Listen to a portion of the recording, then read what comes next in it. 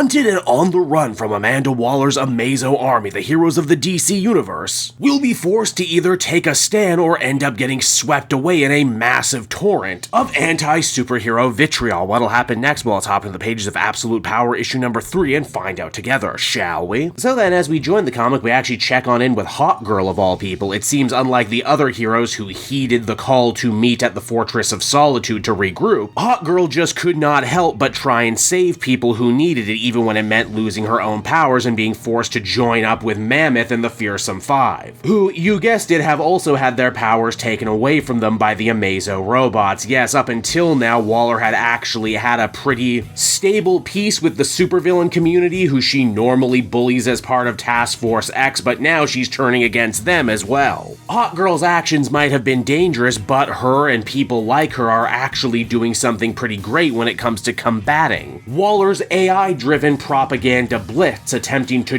dupe the people of America into thinking that their beloved heroes are actually all savage killers. Because even with their powers gone, even with them on the run, the superhero community are still able to inspire and uplift better than just about anyone else, and naturally it's driving the Wall and her conspirators absolutely insane. Now, speaking of the superhero community, where did they end up after the destruction of the Fortress of Solitude? Well, thanks to the hard work of Mr. Terrific, they've managed to wash up on the shores of the Themyscira. Not a great place to be right now, as the Amazons, even before all of this, were embroiled with their own battles against the American government, but thankfully the island does have some fringe benefits. Mainly, it's covered by a magical shield, which should thankfully make it harder for the mechanized John Kent to find them. And hey, speaking of John, what should be done with Superman's son is actually becoming something of a hot-button issue amongst the superhero community. The likes of Big Barda think that they need to be ready to kill John with a kryptonite bullet should it come to that. Obviously, Nightwing won't hear this. John is his friend, his mentee, and he's not in control of himself right now. This doesn't win Dick a lot of friends, but hey, he is stepping into the big shoes of being a leader right now, and sometimes being a leader means having to deal with the fallout of your decisions. Right now, though, those decisions involve Nightwing once again trying to coordinate his team and send them on important missions to help undermine Waller's stranglehold all over the world. Only here's the thing though, Waller is also playing defensively right now. You might be wondering to yourself, hey, a bunch of those heroes that she arrested and imprisoned, not all of them were actually American citizens, and because of that, China of all people is thinking about actively kicking off a war with the United States if it means getting back their heroes. Waller did think this was an eventuality though, and because of that, she dispatched Failsafe to deal with the Chinese politicians, as well as several other world superpowers, by threatening them with a bunch of stolen data. Waller basically says, if you don't mess with me, I promise to only rule over America once I've weeded out the superhuman problem. Oh, and don't bother calling the president on me or anything. I promise I am officially my own world superpower unto myself, which is again a cold-ass thing to say. Now that's one problem out of the way, but Waller has another, and that is some of her Amazo army is a little slow to react. Their programming is changing, and she doesn't exactly know why. Failsafe knows, and if you've been reading the tie-ins, then you know too. It seems that when the Amazo robots absorbed the powers of the superhero community, they ended up absorbing something a little extra. They ended up actually taking small slivers of the hero community's own sense of morality. Yeah, goodness is a superpower. And you better believe that revelation pisses Waller off to no end. How does she deal with the problem? Oh, you're gonna positively love this, the same way you would deal with any malfunctioning electronic. Just turn it on and off again. It's in these precious few seconds where the Amazo killbots end up going offline that the Flash is hailed by some mystery individual, telling him that if he wants to defeat Waller in Task Force 7, he better get his Scarlet Speedster ass to the basement of the former Hall of Justice, but more on that in a minute. Elsewhere, the assembled heroes actually end up scoring major victories all over the world, like Aquaman and Wonder Woman, who managed to attach a Black Mercy to Bizarro, so they can spring a bunch of political prisoners who she's been keeping hidden on an old military ship, including Jay Nakamura as well as Time Commander. At first, they had actually assumed John Starr was a member of Waller's new Suicide Squad, only to realize he's every bit a prisoner, as the hero she's been locking up in her personal supermax over in Gamora. But why do they want Time Commander? Well, we'll circle back to this one later too. Now, to this issue's credit, they actually end up doing a really good job giving the spotlight to characters who never get it. Poor Red Tornado ends up getting shot while trying to liberate Time Commander, and And even Airwave, of all people, has a really heartfelt little monologue where he admits he never exactly thought he had a good power, but now that he doesn't have one and can't even do just a little bit to try and help people in the world around him, he feels particularly useless, and it's a feeling that's being felt by a lot of the members of the superhero community. Flyers feel trapped, super speedsters feel sluggish, and the invulnerable feel, well, everything 10 times more.